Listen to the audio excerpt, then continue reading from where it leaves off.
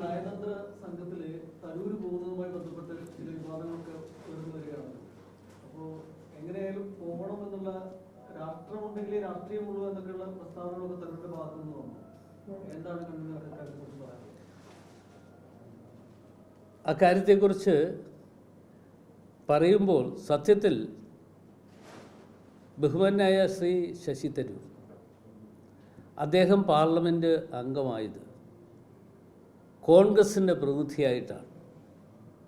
കോൺഗ്രസിൻ്റെ പ്രതിനിധി എന്നുള്ള നിലയിൽ അദ്ദേഹം അംഗമായി വന്നപ്പോൾ അദ്ദേഹത്തെ ആ സ്ഥാനത്ത് കൊണ്ടുവരുന്നതിന് വേണ്ടി കഠിനാധ്വാനം നടത്തിയിട്ടുള്ളത് നമ്മുടെ ഈ സംസ്ഥാനത്തെ പാവപ്പെട്ട ആളുകളാണ്.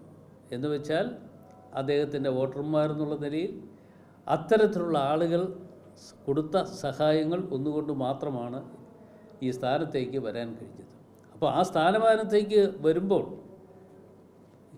കേരളത്തിലെ കോൺഗ്രസ് പ്രസ്ഥാനത്തെയും അതുകൂടാതെ ഇന്ത്യയിലെ കോൺഗ്രസ് പ്രസ്ഥാനത്തെയും പ്രത്യേകമായി ഒരു ശ്രദ്ധ കൊടുക്കുവാനും കോൺഗ്രസിൻ്റെ ഒരു നിയന്ത്രണത്തിൽ എത്തിച്ചേരുവാനും ആരാണെങ്കിലും, ഇപ്പോൾ ശശി തരൂരെന്ന് മാത്രമല്ല, അത് ഞാനാണെങ്കിലും ആരാണെങ്കിലും അതിന് തയ്യാറാകണം എന്നുള്ളതാണ് എൻ്റെ വ്യക്തിപരമായിട്ടുള്ള അഭിപ്രായം.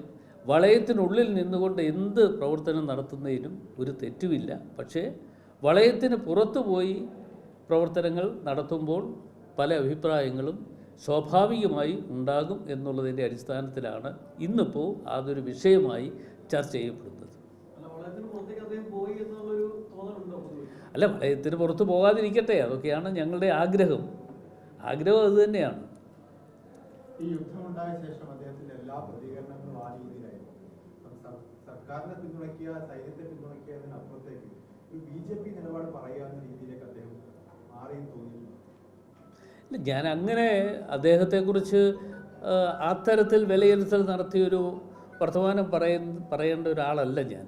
കാരണം അദ്ദേഹം പറയുന്ന വാക്കുകൾ കേൾക്കുകയും അത് പഠിക്കുകയും മനസ്സിലാക്കുകയും ചെയ്യുമ്പോൾ പല സംശയങ്ങളും ഉളവാകും.